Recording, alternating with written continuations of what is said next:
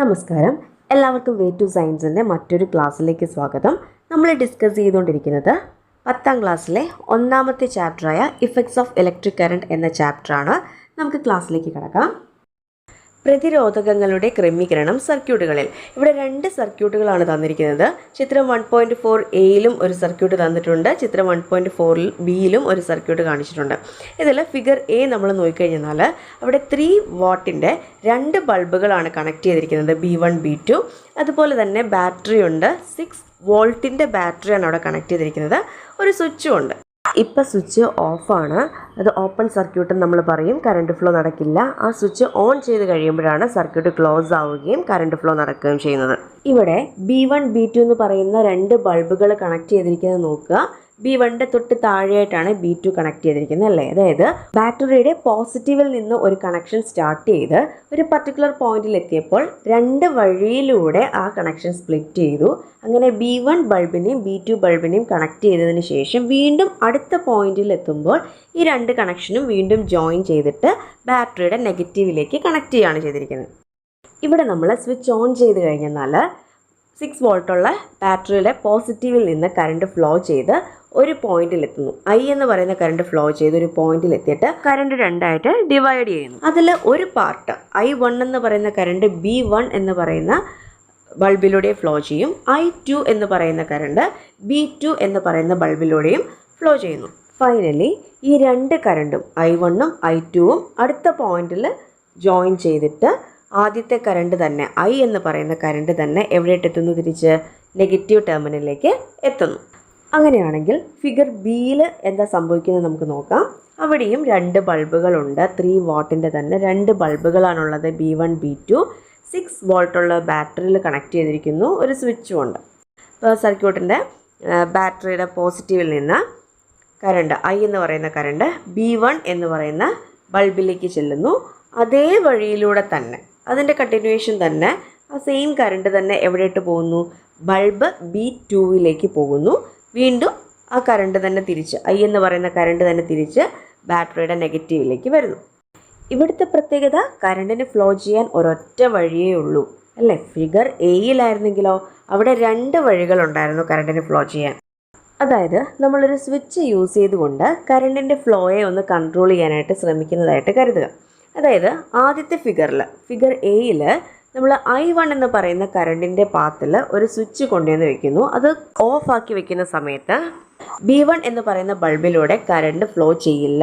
പക്ഷേ അതിന് പാരലായിട്ട് പോകാനായിട്ട് വേറൊരു വഴിയുണ്ട് അല്ലേ. നമുക്ക് ഒരു ഡെസ്റ്റിനേഷനിലേക്ക് നമുക്ക് എത്തിച്ചേരണം, ഒരു ലക്ഷ്യത്തിലേക്ക് എത്തിച്ചേരണം. അതിൽ 2 വഴികളുണ്ട്. ഒരു വഴി ബ്ലോക്ക് ആകുമ്പോൾ നമ്മൾ എന്ത് ചെയ്യും? പാരലായിട്ടുള്ള തൊട്ടടുത്ത വഴിയിലൂടെ നമ്മൾ ഡെസ്റ്റിനേഷനിലെത്തും. അതുപോലെ തന്നെ I1 എന്ന് പറയുന്ന കറണ്ടിന് ഫ്ലോ ചെയ്യാൻ പറ്റിയില്ല എന്നുണ്ടെങ്കിൽ B1 എന്ന് പറയുന്ന ബൾബ് അവിടെ കത്തില്ല. അപ്പോൾ I എന്ന് പറയുന്ന കറണ്ട് ഏതിലൂടെ ഫ്ലോ ചെയ്യും? B2 എന്ന് പറയുന്ന ബൾബിലൂടെ ഫ്ലോ ചെയ്ത് ബാറ്ററിയുടെ നെഗറ്റീവിലേക്ക് എത്തും. എന്നാൽ ഫിഗർ ബിയിൽ ആ 2 ബൾബുകൾക്കിടയിൽ നമ്മളൊരു സ്വിച്ച് കണക്ട് ചെയ്തു എന്ന് കരുതുക. അത് ഓഫാക്കി വെച്ച് കഴിഞ്ഞാൽ ആ ഹോൾ സർക്യൂട്ടിലൂടെ തന്നെയുള്ള കറണ്ട് ഫ്ലോയെ അത് ബ്ലോക്ക് ചെയ്യുകയാണ് ചെയ്യുന്നത് അല്ലേ. സർക്യൂട്ട് ഓപ്പൺ ആയി, ഒരു ബൾബ് അവിടെ കത്തത്തില്ല. കാരണം സർക്യൂട്ട് കംപ്ലീറ്റ് ആവണം. ബാറ്ററിയുടെ പോസിറ്റീവിൽ നിന്ന് കറണ്ട് ഫ്ലോ ചെയ്ത് നെഗറ്റീവിൽ എത്തിയെങ്കിൽ മാത്രമേ ആ സർക്യൂട്ട് ക്ലോസ്ഡ് സർക്യൂട്ട് എന്ന് നമുക്ക് പറയാൻ പറ്റുള്ളൂ.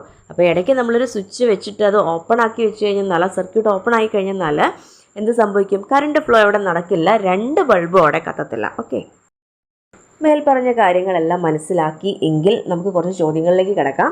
ഏത് സർക്യൂട്ടിലാണ് ബൾബുകൾ കൂടുതൽ തീവ്രതയോടെ പ്രകാശിച്ചത്? ഇത് നമ്മൾ എക്സ്പെരിമെൻ്റലി ചെയ്ത് നോക്കി തന്നെ തിരിച്ചറിയേണ്ട കാര്യങ്ങളാണ്. ഇപ്പോൾ സർക്യൂട്ട് എയിലാണ് ശരിക്കും ബൾബ് കൂടുതൽ തീവ്രതയോടെ കത്തുന്നത്.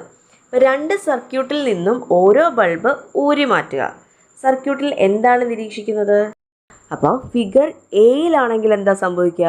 അവിടെ ഒരു ബൾബ് നമ്മൾ ഊരി മാറ്റുമ്പോൾ ആ ഒരു വഴി അവിടെ തടസ്സപ്പെട്ടു, കറണ്ട് ഫ്ലോയ്ക്കുള്ള ഒരു വഴി അവിടെ തടസ്സപ്പെട്ടു. പക്ഷേ B2 എന്ന് പറയുന്ന ബൾബിലൂടെ വേറൊരു പാരലൽ പാത്ത് ഉണ്ടെന്ന് നമ്മൾ പറഞ്ഞായിരുന്നല്ലേ. അപ്പോൾ വേറൊരു വഴി ഉണ്ട് അവിടെ കറണ്ടിന് ഫ്ലോ ചെയ്യാൻ. ആ വഴിയിലൂടെ കറണ്ട് ഫ്ലോ ചെയ്യുന്നതിൻ്റെ ഫലമായിട്ട് ബൾബ് B2 അവിടെ കത്തും. എവിടെ? ഫിഗർ എയിൽ. അപ്പോൾ ഫിഗർ ബിയിലെ കാര്യം എടുത്തു കഴിഞ്ഞാൽ അവിടെ ഏത് ബൾബ് ഊരിയാലും അവിടെ ആകെ ഒരു വഴിയേ ഉള്ളൂ കറണ്ടിന് ഫ്ലോ ചെയ്യാൻ. ഒരു ബൾബ് നമ്മൾ ഊരി മാറ്റിക്കഴിഞ്ഞാൽ അവിടെ സർക്യൂട്ട് ബ്രേക്കായി അല്ലേ. അവിടെ ക്ലോസ്ഡ് സർക്യൂട്ട് അല്ല, പിന്നെ അതൊരു ഓപ്പൺ സർക്യൂട്ടായി മാറുകയാണ് ചെയ്യുന്നത്. കറണ്ടിന് ഫ്ലോ ചെയ്യാൻ വേറെ വഴികളൊന്നും ഇല്ലാത്തത് കൊണ്ട് 2 ബൾബ് എന്ത് ചെയ്യില്ല, കത്തില്ല. ഫിഗർ എയിലെ 1.4 എയിലെ ബൾബുകളുടെ പ്രകാശ തീവ്രത കൂടുതലാകാനുള്ള കാരണം എന്തായിരിക്കും? അവിടെ റെസിസ്റ്റൻസ്, പ്രതിരോധം കുറവാണ്. പ്രതിരോധം കുറയുമ്പോൾ കറണ്ടിൻ്റെ ഫ്ലോ കൂടും.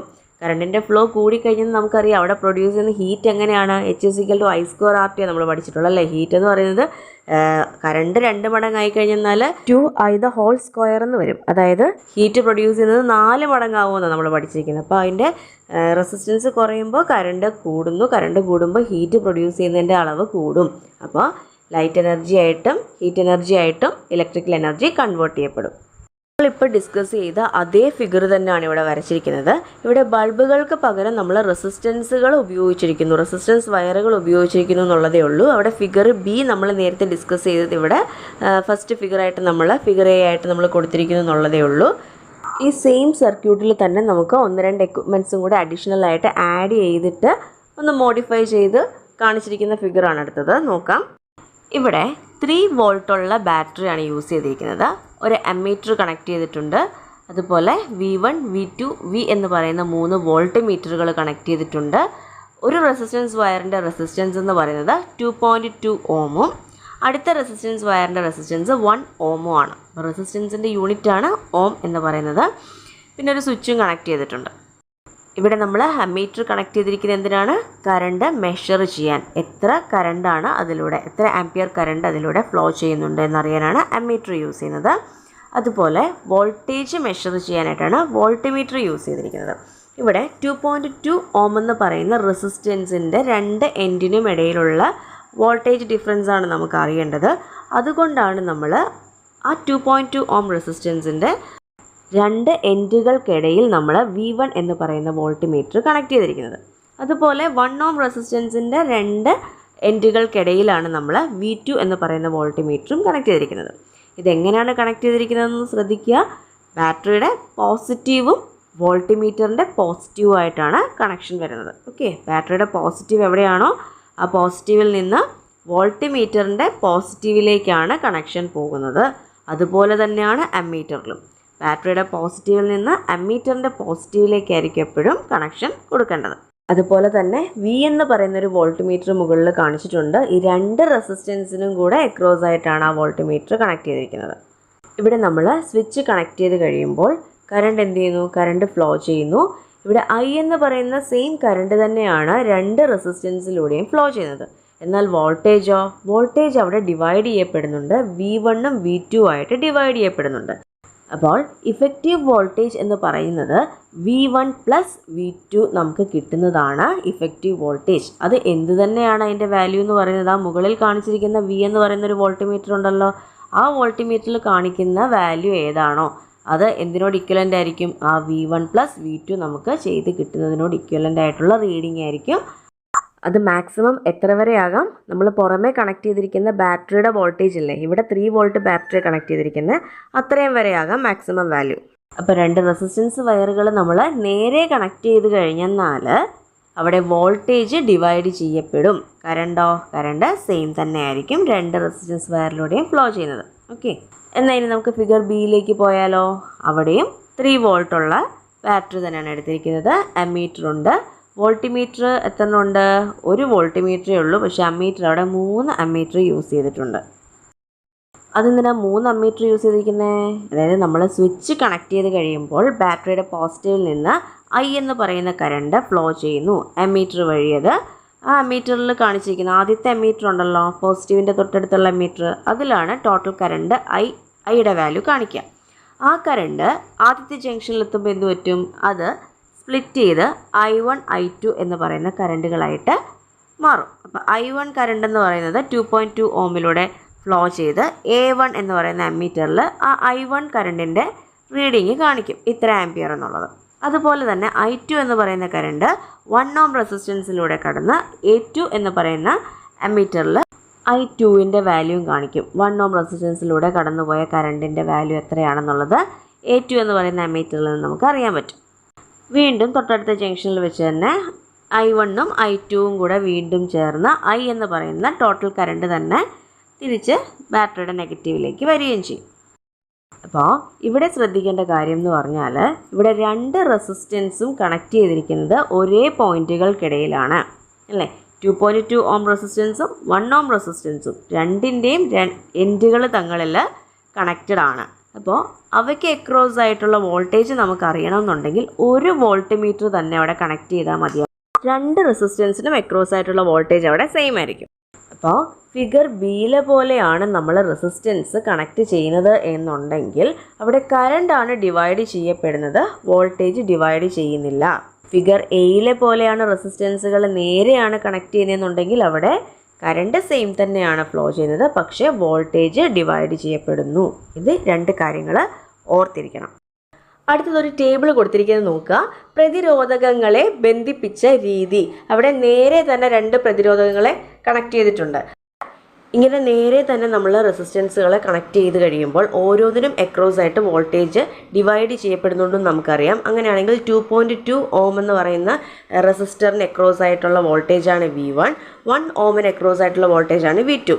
ഇനി സഫല വോൾട്ടത എന്ന് പറഞ്ഞു കഴിഞ്ഞാൽ ഇതിൻ്റെ ഇഫക്റ്റീവ് വോൾട്ടേജ് V1ഉം V2ഉം കൂടെ കൂട്ടുമ്പോൾ നമുക്ക് കിട്ടുന്നതാണ് സഫല വോൾട്ടത എന്ന് പറയുന്നത്, അഥവാ ഇഫക്റ്റീവ് വോൾട്ടേജ്. അപ്പോൾ ഇങ്ങനെ നേരെ റെസിസ്റ്റൻസ് കണക്ട് ചെയ്യുമ്പോൾ അതിൽ ഓരോന്നിനും അക്രോസ് ആയിട്ട് ആ റെസിസ്റ്റൻസിനെ ഡിപ്പെൻഡ് ചെയ്തിരിക്കും, അതിൻ്റെ വാല്യൂവിനെ ഡിപ്പെൻഡ് ചെയ്തിട്ടിരിക്കും. വോൾട്ടേജിന് എന്ത് സംഭവിക്കുന്നുണ്ട്? വോൾട്ടേജ് ഡിവൈഡ് ചെയ്യപ്പെടുന്നുണ്ട്. അപ്പോൾ വ്യത്യസ്ത വോൾട്ടേജ് ആയിരിക്കും നമുക്ക് കിട്ടുക. അതിൻ്റെ രണ്ടിൻ്റെയും കൂടെ സം ആയിരിക്കും നമുക്ക് സഫല വോൾട്ടത എന്ന് പറഞ്ഞ് നമുക്ക് വിയുടെ ഒരു വാല്യൂ കിട്ടുന്നത്. എന്നാൽ കറണ്ട് ഡിവൈഡ് ചെയ്യപ്പെടുന്നുണ്ടോ? ഇല്ല. കറണ്ട് ഒരേ കറണ്ട് തന്നെയാണ് രണ്ട് റെസിസ്റ്റൻസിലൂടെയും ഫ്ലോ ചെയ്യുന്നത്. അപ്പോൾ I1 കറണ്ടും I2 കറണ്ടും Iയും എന്നൊക്കെ പറയുന്നത് സെയിം വാല്യൂ ഉള്ളതാണ് നമുക്ക് കിട്ടുക. അങ്ങനെയാണെങ്കിൽ നേരെ റെസിസ്റ്റൻസ് കണക്ട് ചെയ്യുമ്പോൾ സഫല പ്രതിരോധം എന്ന് പറയുന്നത് കൂടുകയാണ് ചെയ്യുന്നത്. ടോട്ടൽ റെസിസ്റ്റൻസ് ഇവിടെ എന്തായിരിക്കും? കൂടുകയാണ് ചെയ്യുന്നത്. ഇനി നോക്കുക, രണ്ട് റെസിസ്റ്റൻസുകൾ അക്രോസ് ആയിട്ട് കണക്ട് ചെയ്യുമ്പോൾ നമ്മൾ പഠിച്ചായിരുന്നു ഈ രണ്ട് റെസിസ്റ്ററുകളുടെയും രണ്ട് എൻഡുകൾ എന്ന് പറയുന്നത് ഒരേ പോയിന്റിൽ തന്നെയാണ് കണക്ട് ചെയ്തിരിക്കുന്നത്. ആ പോയിന്റിന് അക്രോസ് ആയിട്ട് തന്നെയാണ് നമ്മൾ എന്തും കണക്ട് ചെയ്യുന്നത്? വോൾട്ട് മീറ്ററും കണക്ട് ചെയ്യുന്നത്. അപ്പോൾ രണ്ടിൻ്റെയും വോൾട്ടേജ് അവിടെ എന്തായിരിക്കും? സെയിം ആയിരിക്കും. പക്ഷേ കറണ്ട് സെയിം ആണോ? അല്ല. കറണ്ട് I1ഉം I2 ആയിട്ട് ആ രണ്ട് ജംഗ്ഷനിലും വെച്ചിട്ട്, രണ്ട് റെസിസ്റ്റൻസും തങ്ങളിൽ കൂട്ടിമുട്ടുന്ന ആ ജംഗ്ഷനിൽ വെച്ചിട്ട് കറണ്ട് I1ഉം I2 ആയിട്ട് സ്പ്ലിറ്റ് ചെയ്യുന്നുണ്ട്, ഡിവൈഡ് ചെയ്യുന്നുണ്ട്. അതുകൊണ്ട് തന്നെ I1ൻ്റെ വാല്യൂയും I2ൻ്റെ വാല്യൂയും നമുക്ക് ഡിഫറെൻ്റ് ആയിരിക്കും കിട്ടുന്നത്. അതിൻ്റെ രണ്ടിൻ്റെയും കൂടെ സം എടുക്കുമ്പോഴാണ് നമുക്ക് ടോട്ടൽ കറണ്ട് I എന്ന് പറയുന്ന കറണ്ട്, A എന്ന് പറയുന്ന അമ്മീറ്ററിലൂടെ ഫ്ലോ ചെയ്യുന്ന കറണ്ടിൻ്റെ വാല്യൂ നമുക്ക് കിട്ടുന്നത്. ഇവിടുത്തെ കേസിൽ സഫല പ്രതിരോധം അഥവാ ഇഫക്റ്റീവ് റെസിസ്റ്റൻസ് എന്ന് പറയുന്നത് കുറയുകയാണ് ചെയ്യുന്നത്. അതെങ്ങനെ ഇഫക്റ്റീവ് റെസിസ്റ്റൻസ് കൂടുന്നു കുറയുന്നു എന്ന് നമുക്ക് പറയാൻ കഴിയുന്നത്? ആ ലാസ്റ്റത്തെ കോളം നോക്കിയേ, എയിലൂടെയുള്ള കറണ്ട്. ഇത് ഐയുടെ വാല്യൂ രണ്ട് കേസിലും നമ്മൾ കമ്പയർ ചെയ്യുമ്പോൾ ആ നേരെ റെസിസ്റ്റൻസ് കണക്ട് ചെയ്യുന്ന വാല്യൂ ആയിരിക്കും കുറവ്. നമ്മൾ ഒന്നിനും താഴെ ഒന്നായിട്ട് നമ്മൾ അക്രോസ് ആയിട്ട് റെസിസ്റ്റൻസ് കണക്ട് ചെയ്യുമ്പോഴുള്ള കറണ്ടിൻ്റെ വാല്യൂ കൂടുതലായിരിക്കും. അപ്പോൾ കറണ്ടിൻ്റെ വാല്യൂ കൂടി വരണം എന്നുണ്ടെങ്കിൽ അവിടെ എന്ത് കുറവായിരിക്കും? റെസിസ്റ്റൻസ് കുറവായിരിക്കും. മറ്റേ കേസിൽ റെസിസ്റ്റൻസ്, ഇഫക്റ്റീവ് റെസിസ്റ്റൻസ് കൂടുതലായിരിക്കും. ഓക്കെ, ഇത് നമ്മൾ ശരിക്കും ലാബിൽ എക്സ്പെരിമെൻ്റലായിട്ട് നമ്മൾ ചെയ്ത് നോക്കി റീഡിങ്സ് ഒക്കെ എടുത്ത് കാൽക്കുലേറ്റ് ചെയ്ത് കഴിയുമ്പോൾ കിട്ടുന്ന റിസൾട്ടാണ് കേട്ടോ. അപ്പോൾ മറ്റൊരു ടേബിൾ നോക്കുക. നമ്മൾ ഇത്രയും നേരം പഠിച്ചതിൻ്റെയൊക്കെ ഒരു കൺക്ലൂഷനാണ് ഈ ഒരു ടേബിളിൽ. റെസിസ്റ്റൻസുകൾ നേരെ കണക്ട് ചെയ്യുമ്പോഴത്തേക്ക് എന്താണ്? സഫല പ്രതിരോധം കൂടുകയാണ് ചെയ്യുന്നത്. ഓരോ പ്രതിരോധകത്തിനും ലഭിച്ച വോൾട്ടേജ് എന്ന് പറയുന്നത് വ്യത്യസ്തമായിരിക്കും അല്ലേ. രണ്ട് റെസിസ്റ്റൻസിനും അക്രോസ് ആയിട്ട് വ്യത്യസ്ത വോൾട്ടേജുകളായിരിക്കും അവിടെ ഉണ്ടാവുക.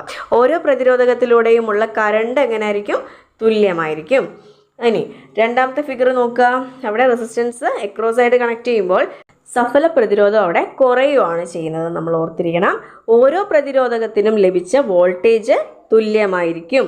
ഓരോ പ്രതിരോധകത്തിലൂടെയുമുള്ള കറണ്ട് വ്യത്യസ്തവുമായിരിക്കും. അപ്പോൾ ഇന്നത്തെ ക്ലാസ്സിൽ നമ്മൾ ഇൻക്ലൂഡ് ചെയ്തത് റെസിസ്റ്റൻസുകൾ ഏതൊക്കെ രീതിയിൽ ഒരു സർക്യൂട്ടിൽ നമുക്ക് എങ്ങനെയൊക്കെ കണക്ട് ചെയ്യാമെന്നുള്ളതാണ്. അപ്പോൾ ക്ലാസ് എല്ലാവർക്കും മനസ്സിലായി എന്നുണ്ടെന്നുണ്ടെങ്കിൽ സപ്പോർട്ട് ചെയ്യുക. എന്ത് സംശയം ഉണ്ടെങ്കിലും കമൻറ്റ് സെക്ഷൻ വഴി നിങ്ങൾക്ക് ചോദിക്കാവുന്നതാണ്. ഇനി ഇതിൻ്റെ കണ്ടിന്യൂഷൻ ആയിട്ട് നമുക്ക് നെക്സ്റ്റ് ക്ലാസ്സിൽ കാണാം. താങ്ക്